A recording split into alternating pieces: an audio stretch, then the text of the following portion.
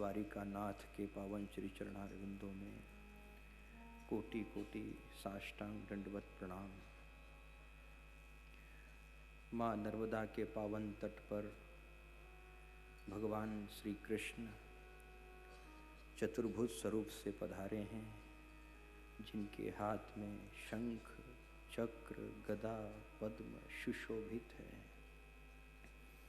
ऐसे दिव्य स्वरूप को अपने अंतःकरण में स्थित करके उनका ध्यान करके श्रीमद् भागवत कथा के छठे सोपान का आज शुभारंभ कर रहे हैं। पधारे हुए आप सभी वैष्णव भक्तों को, गौ भक्तों को, नर्मदा भक्तों को जय श्री कृष्ण। नर्मदे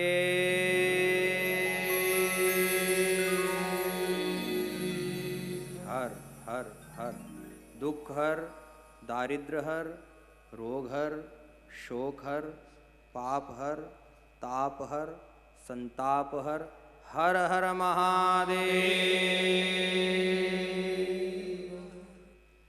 आज श्रीमद् भागवत कथा के छठे सोपान में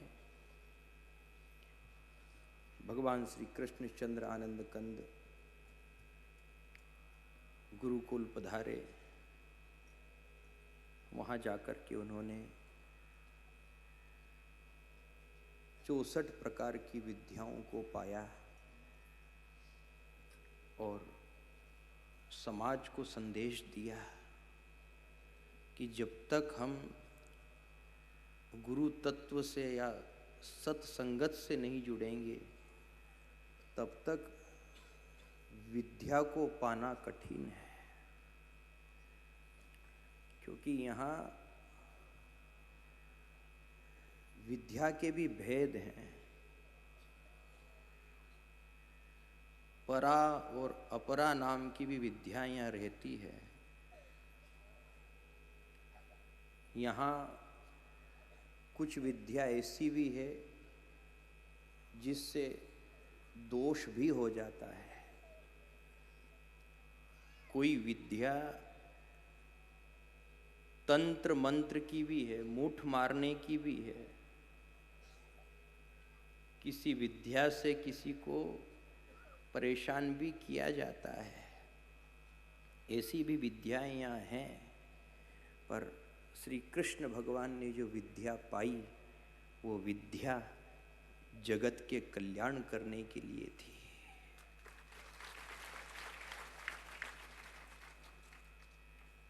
आज हम सब मिलकर के भगवान से प्रार्थना करें कि भगवान, हम आपके भगत हैं।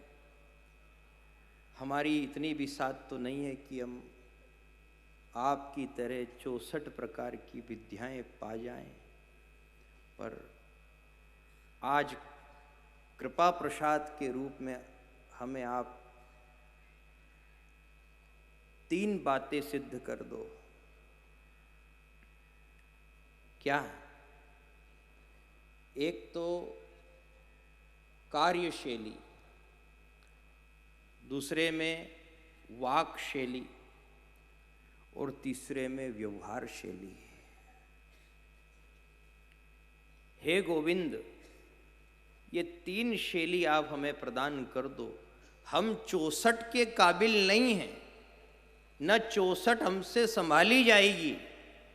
कितनी चाहिए अपने को? बस 3 चाहिए। बस कार्यशैली, वाक शैली और व्यवहार शैली। इस संसार में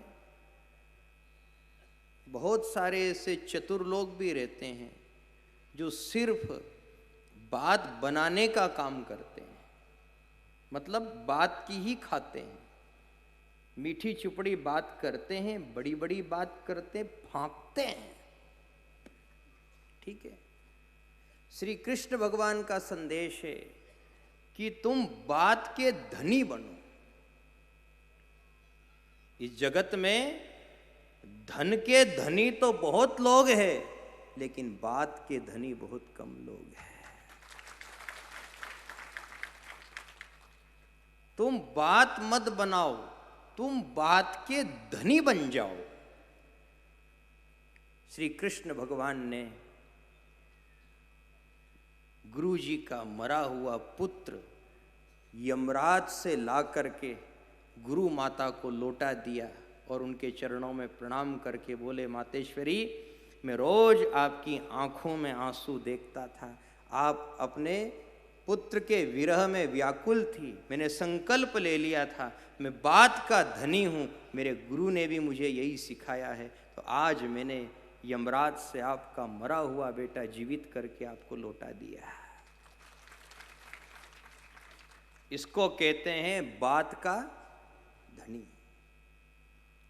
श्री कृष्ण भगवान की व्यवहार शैली भी ऐसी रही है कि उन्होंने अपने व्यवहार से असंभव को भी संभव कर दिया।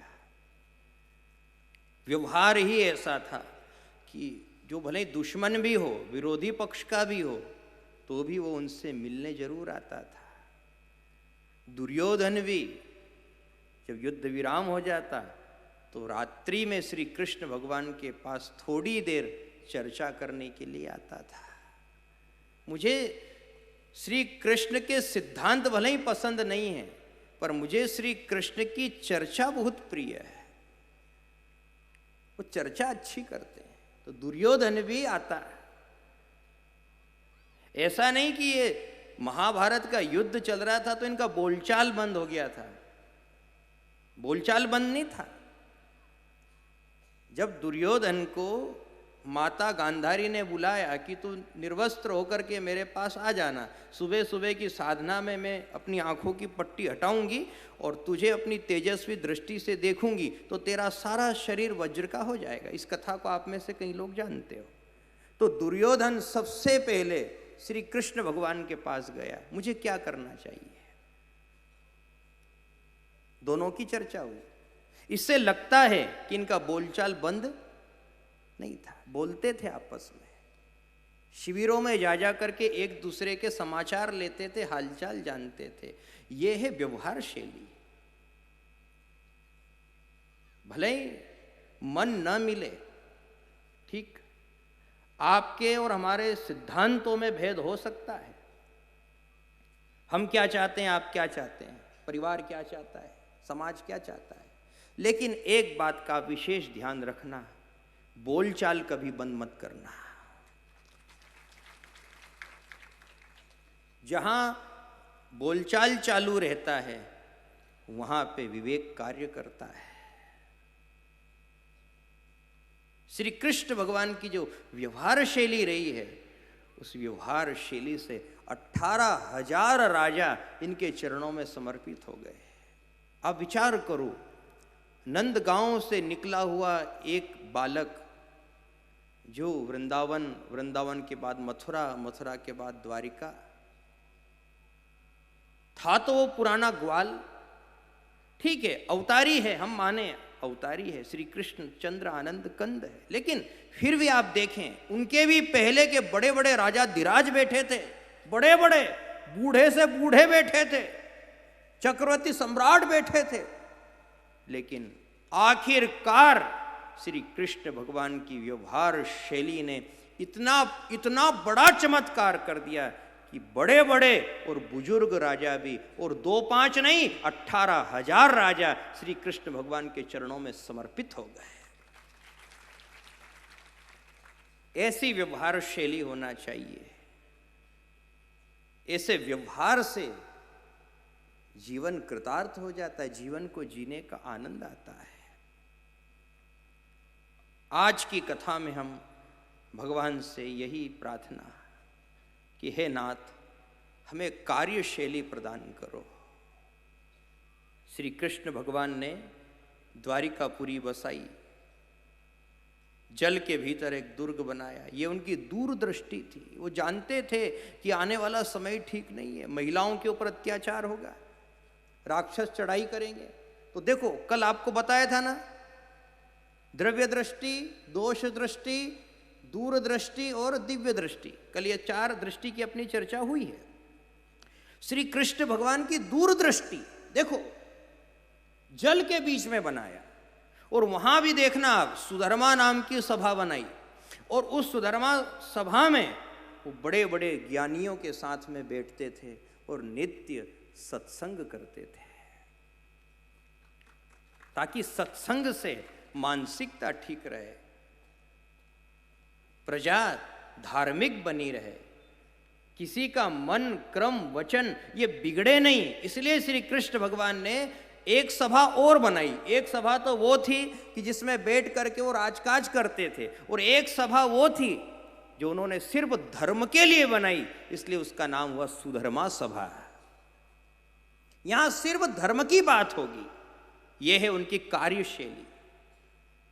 और जब वो बोलते हैं तो ऐसे बोलते हैं कि दुश्मन भी उनका बन जाता है, दुश्मन भी उनकी बात मान लेता है। ये है उनकी वाक शैली। और 18,000 राजा समर्पित हो गए और 1,61,000 का परिवार हो गया। ये है उनकी व्यवहार शैली। रामचरितमानस में इसी से जुड़ा हुआ एक प्रसंग है, आपकी सेवा में रख रहे हैं।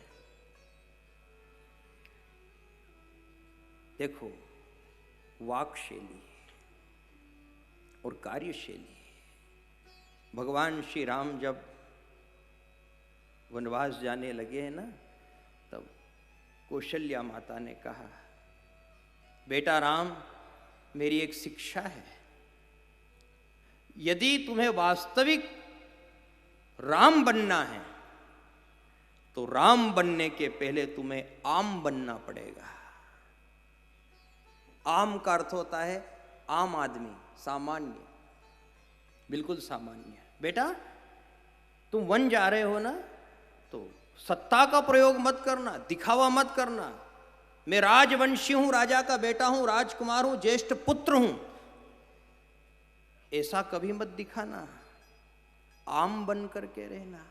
कहा कि मातेश्वरी जैसी आपकी आज्ञा।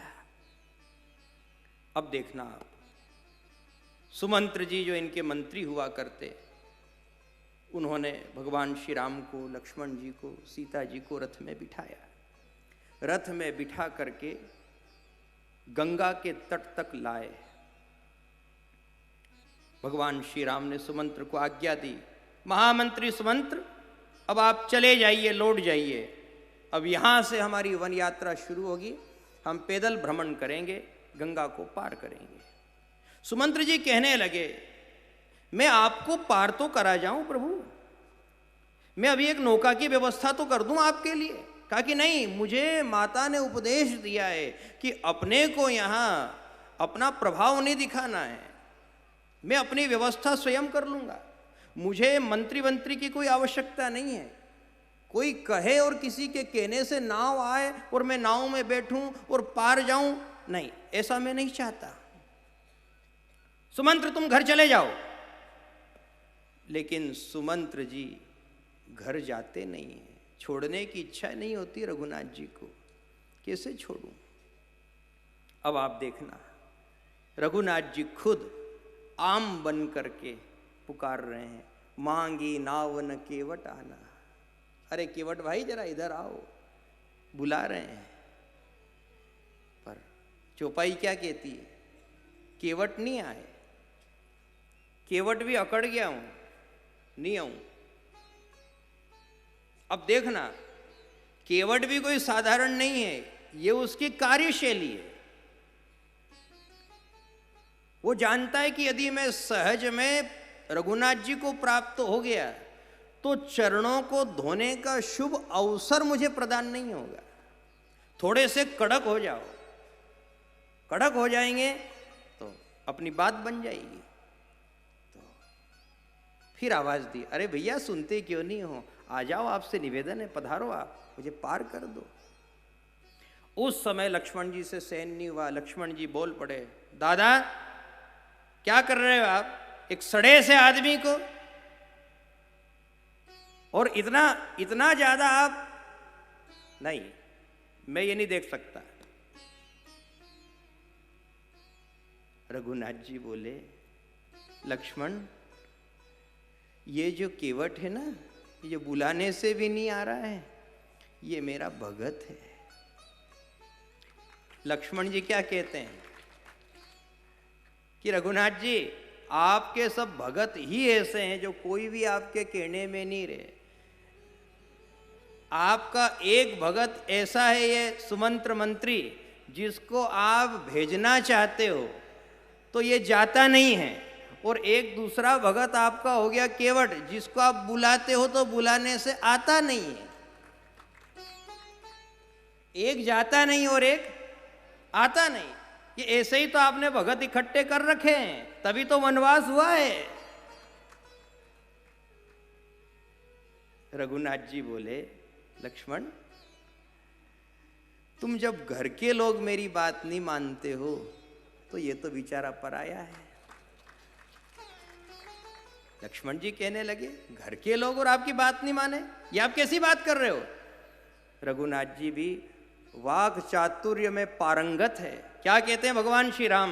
लक्ष्मण, याद करो, जब मैं आने लगा तब मैंने तुम दोनों को मना किया था। लक्ष्मण, तुम भी यहीं ठहरो, सीते तुम भी यहीं ठहरो। क्या तुम दोनों ने मेरी बात मानी?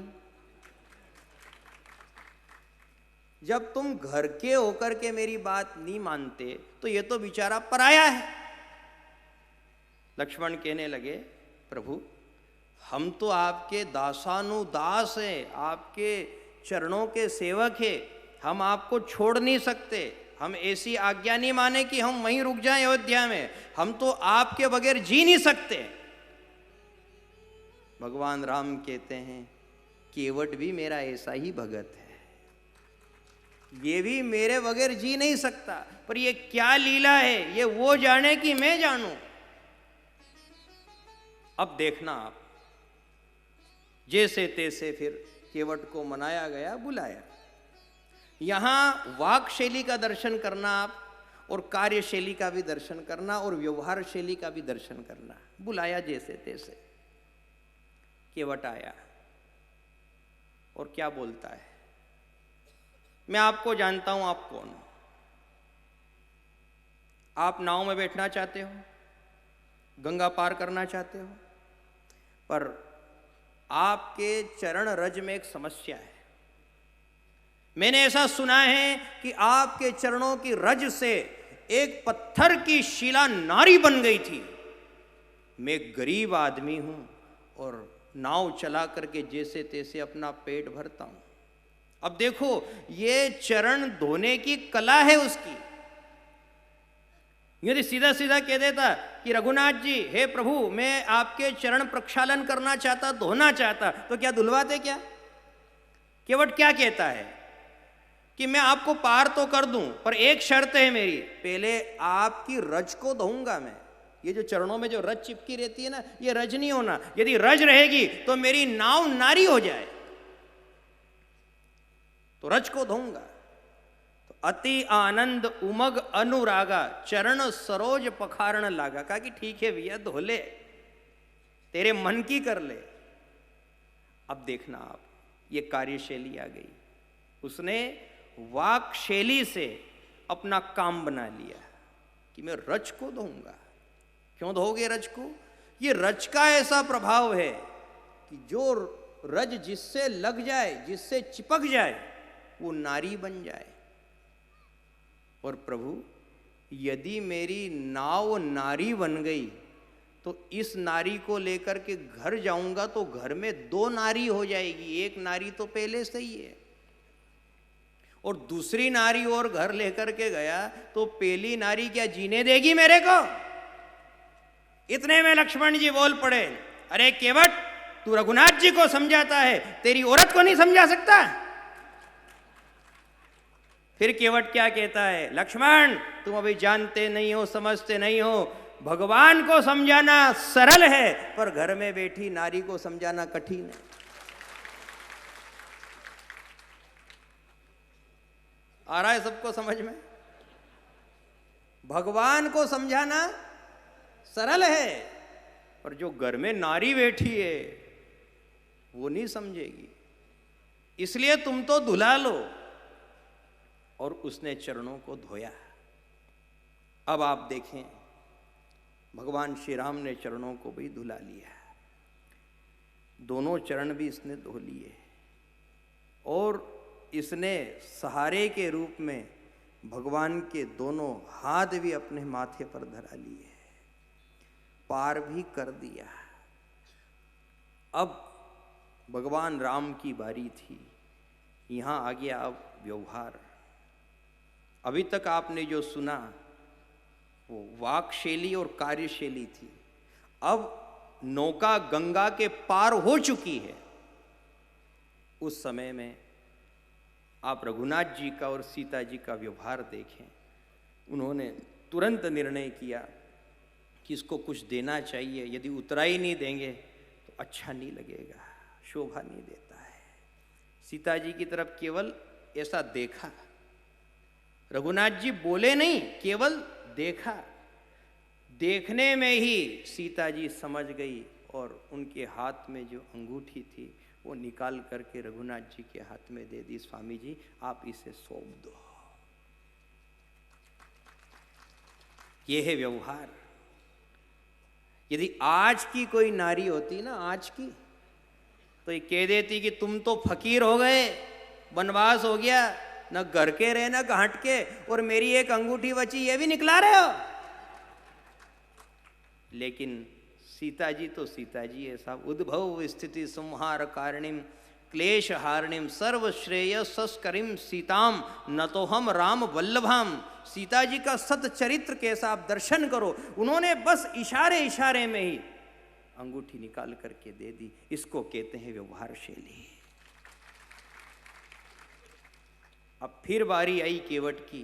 केवट क्या कहता है कि अपने को ही ऋणी समझते हो, अपने को ही ऋणी समझते हो, तो ये ऋण तुम वहीं चुका देना।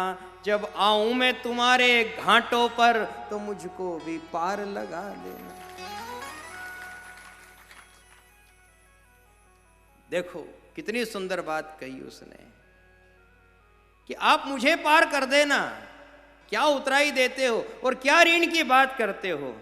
एक दिन मैं भी शरीर छोड़ करके भवसागर के किनारे आऊंगा। और गंगा तो और छोटी, लेकिन भवसागर तो बहुत बड़ा है, और मैं गंगा का केवट हूं तो आप भवसागर के केवट हो। ये उसका वाक चातुर्य है, ये उसकी प्रवीण बुद्धि है।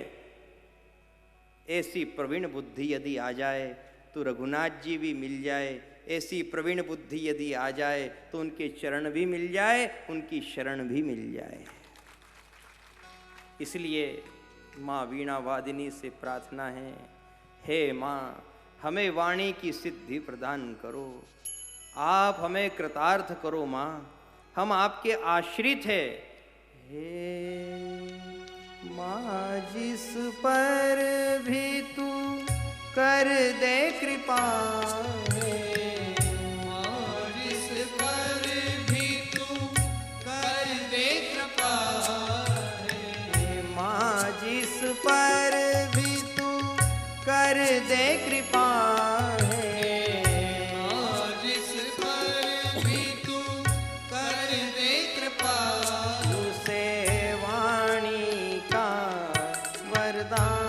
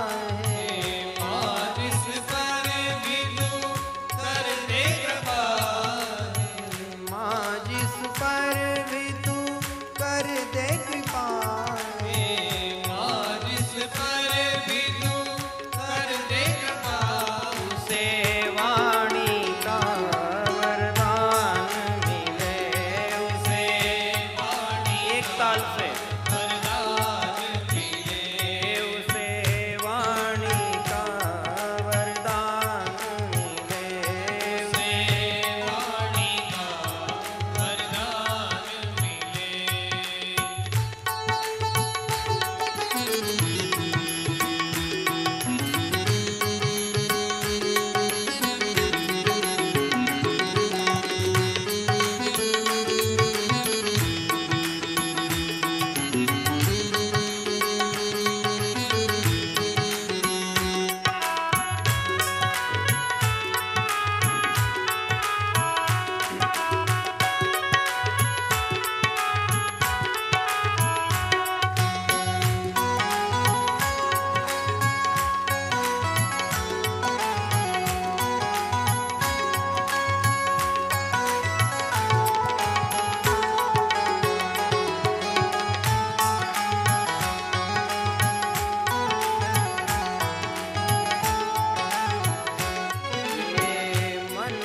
समर्पित मन भी समर्पित, मंच समर्पित मन भी समर्पित, मंच समर्पित मन भी समर्पित, मंच समर्पित मन भी समर्पित, मंच समर्पित मन भी समर्पित, मंच समर्पित मन भी समर्पित। हमें साचे सुर का ज्ञान मिले, हमें साचे सुर का ज्ञान मिले, हमें साचे सुर का ज्ञान मिले, हमें साचे सुर का ज्ञान मिले।